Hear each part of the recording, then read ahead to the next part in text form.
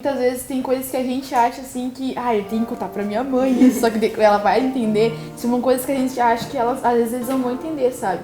Que é por isso que às vezes tem essa dificuldade, porque às vezes eles acham que a gente é muito criança pra algumas coisas e isso às vezes, né, tipo, pesa pra eles, sei lá. Mas, tipo, eu tenho uma amizade muito boa com ela, só que às vezes a gente vai contar algumas coisas que a gente fica, meu Deus, será que eu conto? Tipo, Tem tudo isso, sabe?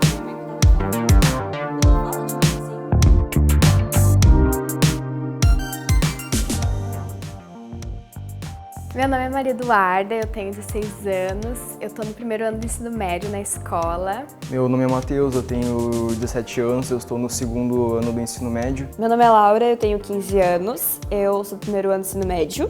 Meu nome é Brenner, eu tenho 15 anos, estou no primeiro ano do ensino médio. Meu nome é Eduarda, eu tenho 16 anos, estou no segundo ano do ensino médio. Pra mim, a adolescência ela é uma fase de descobertas e experiências que passamos e são, às vezes, muitas vezes é boas e algumas vezes é ruins. A adolescência para mim é um tempo muito difícil, é algo em que nossos hormônios estão muito fortes e estabilidade emocional é algo muito comum. Isso é algo que eu realmente odeio, porque eu não gosto, mas muitas vezes eu fico realmente irritado. A adolescência pra mim é um momento em que eu tenho que descobrir, que eu tô descobrindo as coisas, é um momento que eu tenho que desenvolver a minha maturidade, que os meus pais começam a precisar mais de mim, tanto em casa quanto na escola, nos meus estudos. A adolescência para mim é uma fase de transição da infância para a fase adulta. O mais difícil dessa fase é as responsabilidades que a gente está ganhando ao decorrer do tempo. Adolescência pra mim é aquela fase em que a gente se prepara para a vida adulta. E tem os lados bons e os lados ruins. E eu acredito que o lado bom é a gente poder conhecer coisas novas para ver o que é bom e o que não é. Ao mesmo tempo que o lado ruim também é isso. Às vezes a gente acaba experimentando coisas que não deve experimentar.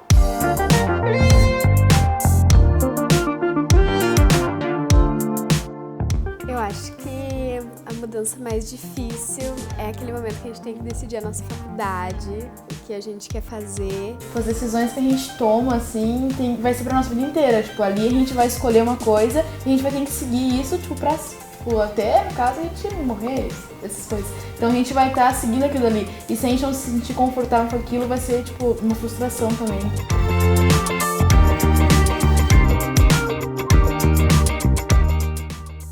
Alguns estudiosos que fizeram algumas pesquisas e baseados nessas pesquisas eles trouxeram que os adolescentes passam por 3 lutos. Então o primeiro luto que eles falam, a gente já comentou aqui, é o luto pelo corpo infantil, de ver tudo se transformando ali e eles estão ali parados, não pode fazer nada, né? Só vem umas coisas crescendo, outras criando pelo, outras criando cheiros. Outro luto, então, que é comentado, é o luto pela idealização dos pais, porque até uma certa parte da vida, o que é comum, né? A gente sabe que existem exceções, mas o que é o mais habitual é que se idealize os pais. E eles começam a perceber que os pais são falíveis, né? Começa a perceber que os pais erram. Terceiro luto é a perda da identidade infantil, né? Onde há essa cobrança que nós mencionamos de que não se haja mais como criança. E ele sente que aquele lugar de ser mimado, de receber as coisinhas nas mãos, já não é mais o mesmo.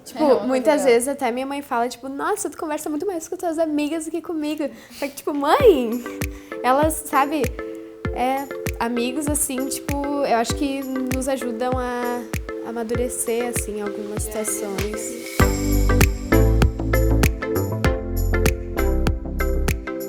Os relacionamentos, eles nos influenciam. Quer seja de forma muito intensa ou não, quer seja de forma positiva ou não.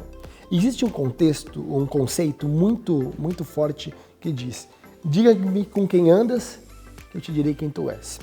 Embora esse conceito não esteja na Bíblia, nós temos alguns versículos bíblicos que apontam nessa direção. Quem anda com os sábios será sábio, mas a companhia dos insensatos se tornará mal.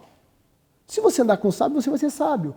Ande com pessoas que são sábias, ande com pessoas que te levam para aspectos positivos, ande com pessoas que te levam para o bem, ande com pessoas que te levam para Deus, ande com pessoas que te levam para um futuro promissor, ande com pessoas que te levam para um caminho de salvação. Eu me dou bem com a minha mãe, assim, ela é muito minha melhor amiga. Só que muitas vezes tem coisas que a gente acha, assim, que, eu tenho que contar pra minha mãe isso, só que ela vai entender. São coisas que a gente acha que elas, às vezes, não vão entender, sabe? Que é por isso que às vezes tem essa dificuldade, porque às vezes eles acham que a gente é muito criança pra algumas coisas e isso às vezes, né, tipo, pesa pra eles, sei lá. Mas, tipo, eu tenho uma amizade muito boa com ela, só que às vezes a gente vai contar algumas coisas que a gente fica, meu Deus, será que eu conto? Tipo, o meu pai, principalmente meu pai, assim, quando eu já começo a falar com meninos, né, e tal, meu pai fica tipo... Não. Quanto mais os pais ficam falando não, né? Mais a gente, tipo, não vou te contar as coisas, tu não vai concordar comigo, tu não vai tentar me entender. Aí, tipo, não. É muito bom ter a comunicação pra eles também entender o nosso lado e a gente entender o lado deles. Pra ver como é que fica. Como pais, né? Isso aí. Não deve ser fácil, né? Adolescência, poxa.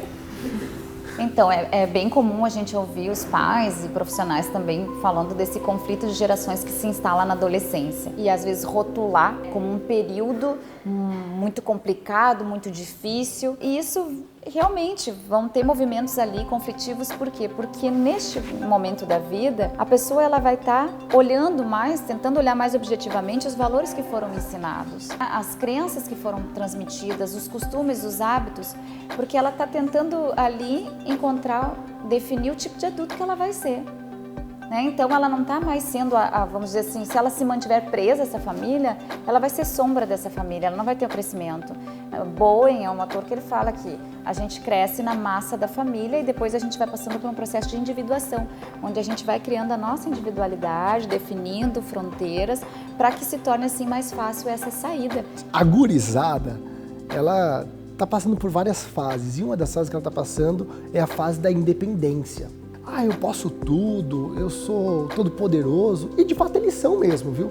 Porque eles têm vida, eles têm energia, eles têm tudo que é necessário. O que eles não têm às vezes é a experiência que os mais velhos têm. Só que muitas vezes o adolescente não quer entender isso e às vezes não entende, o que pode causar também muitos conflitos. Mas a Bíblia tem vários conselhos que podem nos ajudar sobre isso. Filhos, obedecei a vossos pais no Senhor, pois isto é justo.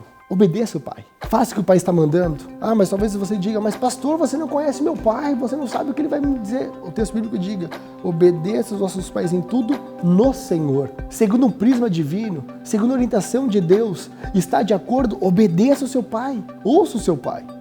Por outro lado, nós temos uma contrapartida do pai também para com o filho. E o texto diz no versículo 4, e vós, pais, não provoqueis vossos filhos a ira, mas criai-os na disciplina e na admoestação do Senhor. Se por um lado nós precisamos que os filhos obedeçam aos pais, do outro lado nós precisamos que os pais, eles não provoquem a ira dos seus filhos. E uma forma muito simples disso ocorrer na adolescência é o respeito. Eu acho que independência é realmente não precisar dos outros e tu conseguir ter a tua capacidade de escolha. Tu não precisa que alguém fique te influenciando nem nada, tu já tá com um psicológico bem forte pra poder fazer isso.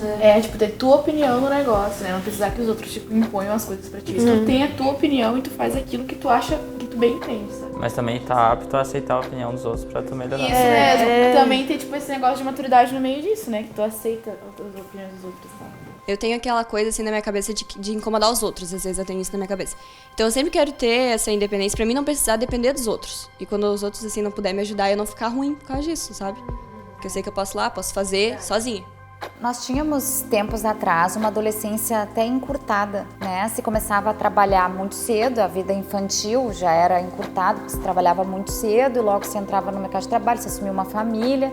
Hoje a gente tem um fenômeno que é o contrário disso. A adolescência está sendo ampliada e colocada como um padrão de idealização. Por exemplo, a criança, ela ganha uma boneca lá que tem um formato do corpo de quem? É o corpo da mamãe? Não é o corpo da mamãe, o corpo da mamãe já está meio caído, né? É o corpo da adolescente, da boneca mais famosa do mundo. Não é o corpo dela, então ela tem aquele ideal de ter aquele corpinho idealizado. Outro motivo que interfere é a questão acadêmica. Antes precisava ter o ensino médio, a pessoa já saía para trabalhar, né? Eram poucos que faziam faculdade, atualmente não. Como eu disse, não é, a gente tem exceções. Então, cada vez mais se estica, porque aí termina, tem especialização, depois tem o mestrado, depois tem o doutorado, e assim vai se esticando e muitas vezes a pessoa não está no mercado de trabalho para ter fundos para sustentar uma própria vida e fica mais tempo em casa. Então, convoco os adolescentes que assumam responsabilidades e isso, pais ajudem desde cedo a assumir essas responsabilidades, deem tarefas para fazer, tarefas domésticas, participar da família junto nas tarefas de casa.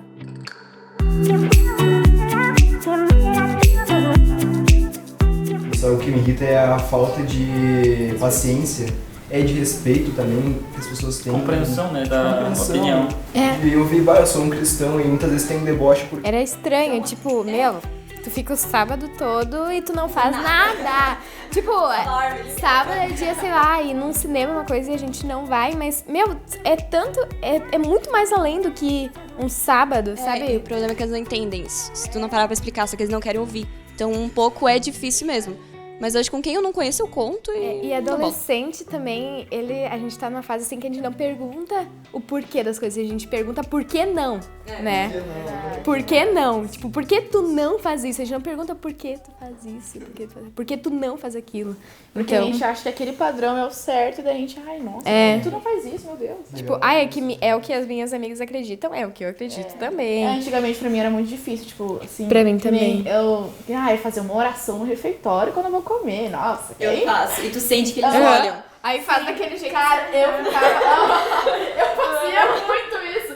Teve uma vez que eu me senti tão mal, mas tão mal quando eu fiz isso, que eu, poxa, cara, eu sou cristã, vamos abrir o olho. Aí eu, todo dia, agora, quando eu vou no refeitório, eu não tô nem aí, eu pego, faço minha oração. Sabe, porque antes era difícil pra mim, tipo, quando eu ia num restaurante, uma coisa, tipo, nossa, vou fazer oração, cara, como é que eu vou fazer? Tipo, o pessoal ficou olhando. Eu fiquei, não, vou fazer porque, eu sou cristã, eu sei que veio, daí eu comecei a pensar naquele negócio, sabe? Tipo, se tu não fala de Deus pros outros, como é que no final do mundo Deus vai, né, querer tipo pra ti, sabe? Tipo, querer você pra ele e tal. Então eu pensei assim, cara, eu tenho que falar que eu sou de Jesus e ponto final. Às vezes a gente não consegue falar por palavras, mas só por atitude, sabe?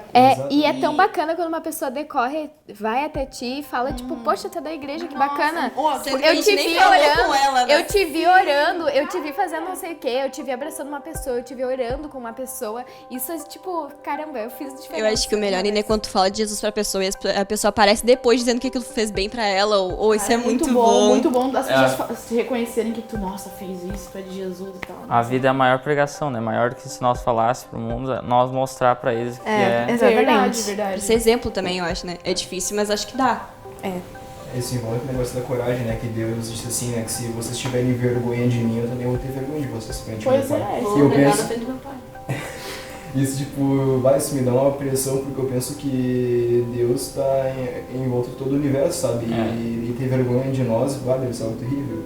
Eu tinha que ter vergonha de falar dele. Eu procuro mostrar, principalmente para as minhas amigas assim da escola, que não são cristãs, né? Ou que são de outras denominações. Tipo, quando tá triste e tal, eu gosto de chegar, dar um abraço. Principalmente fazer uma oração. Eu acho que tem menina, assim, que nunca mais esquece a oração. E, tipo, quando eu tô triste, depois volta e ora comigo, sabe? Elas me devolvem esse favor. E é bacana também porque, tipo, pode ser um momento na vida elas vão saber quem é Deus e que Ele existe, que Ele pode ajudar. Quando a gente fala na questão espiritual, há uma dificuldade de se posicionar por parte dos adolescentes, né? Eu acho que por vários motivos, e vou citar aqui 2. O primeiro, quando começa uma pressão de grupos pela questão da sexualidade a puxar por coisas que ele vem sendo ensinado e vem aprendendo, que tem um momento diferente para acontecer, mas tem hormônio bombando também e pedindo que aconteça, e tem que lidar com o medo da rejeição social. Neste momento, permitir que os valores espirituais prevaleçam é todo um desafio. É todo um desafio e é louvável, né, quando se consegue se manter assim, né, com os princípios e atravessar esse período. E muitas vezes o adolescente, na criação da sua identidade, ele fica um pouco perdido, às vezes inseguro. Por que não dizer com medo? Ou então com vergonha? Porque o adolescente talvez diga, eu sou o único cristão da minha sala de aula. Até tem outros cristãos na escola, mas na minha sala de aula sou só eu. Eu vou dizer? Não sei. Eu vou levantar a mão para me posicionar numa aula de alguma situação que tenha que ver com ética, moral, ou então princípio bíblico cristão diretamente. Às vezes é vergonhoso para o adolescente, mas algumas situações são importantes.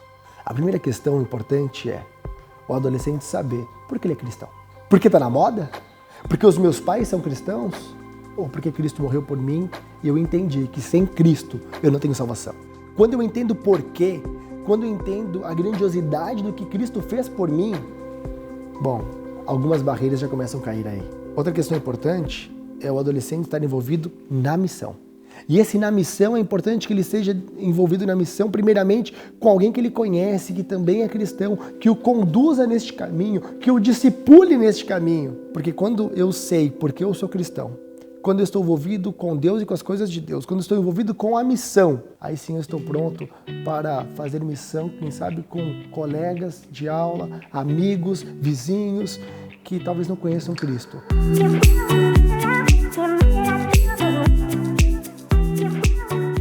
O meu conselho para o adolescente passar por essa fase, que realmente é uma fase muito delicada, é ele estar alicerçado na rocha, estar alicerçado no Senhor. Usar a Bíblia não apenas como um livro, mas ter na Bíblia um amigo, porque aqui nós temos a palavra do Senhor, nós temos a voz dele, nós temos as orientações dele. O que eu for fazer, que seja pautado pela Bíblia. Ah, isso vai acabar com as minhas dificuldades? Não, não vai acabar. Isso vai acabar com a minha mudança de humor? Talvez não, não vai acabar. Isso vai fazer com que os meus pais ou os adultos me entendam? Talvez não. Mas isso vai fazer com que você, meu amigo adolescente, tenha uma outra visão sobre as outras coisas. Ter uma outra visão sobre o relacionamento com seus pais, ter uma outra visão sobre o relacionamento com seus colegas, ter uma outra visão sobre o mundo que você vive. E ao você fazer isso, estar alicerçado na rocha, estar alicerçado na palavra do Senhor, os seus problemas não vão diminuir, mas você vai passar por eles com muito mais tranquilidade e facilidade. Como não sofrer tanto nesse período, né? E aqui a gente pensa em pais e filhos. Primeiro, pais, cuidem de si mesmo. Quando a gente está mais satisfeito com a gente tem mais facilidade de lidar com o outro. Às vezes a gente não sabe nem da nossa autoestima se está bem, se a gente não sabe estar lidando direito com eles, a gente não tem uma satisfação às vezes em fazer aquilo que a gente gosta e fica projetando e querendo que o filho venha suprir algo que não está suprindo na gente. Então isso não dá, né? Então a gente precisa cuidar da gente também, e se isso está meio confuso, procura uma terapia, por que não? E assim ir atravessando esse momento. Eles precisam saber só que tem abertura, que esse é o momento que tu tá ali para contar. É tão interessante que eu escuto o pai dizendo assim, o que aconteceu com a minha filha? Ela virou um monstro, meu filhinho querido, o que aconteceu? Virou um ogro, né? Não, são mudanças que acontecem, vamos lembrar do que a gente viveu e ter mais paciência, ter mais tolerância e ser gratos a eles por esse privilégio, sem nos isentar das nossas responsabilidades como pais. E para você que é adolescente, passar por isso, eu sei que é tudo muito intenso, né? Mas quando tá triste, não precisa também alimentar a tristeza, né? Eu sei que tá triste, aí bota uma música lá mais triste ainda, né? Pra chorar, né? Momento triste vem, mas momento triste vai. Nenhuma alegria dura para sempre, nenhuma tristeza, né? E mais se essa tristeza tá permanecendo por mais tempo, tá te fazendo chorar mais de 2 semanas, não para de chorar, não quer tomar banho, não quer sair, não quer ficar com os amigos, opa, pode ser que algo mais esteja aí. Pede para procurar psicólogo, pede para procurar um médico, né? Uma ajuda, não fica aí sofrendo à toa, a gente não tem por que sofrer à toa. Vai atrás disso. Então essa intensidade, ela faz parte, a intensidade, ela faz parte da adolescência, né? Então vamos curtir isso, aproveitar porque é bom. E a gente lembra depois com carinho e com saudade.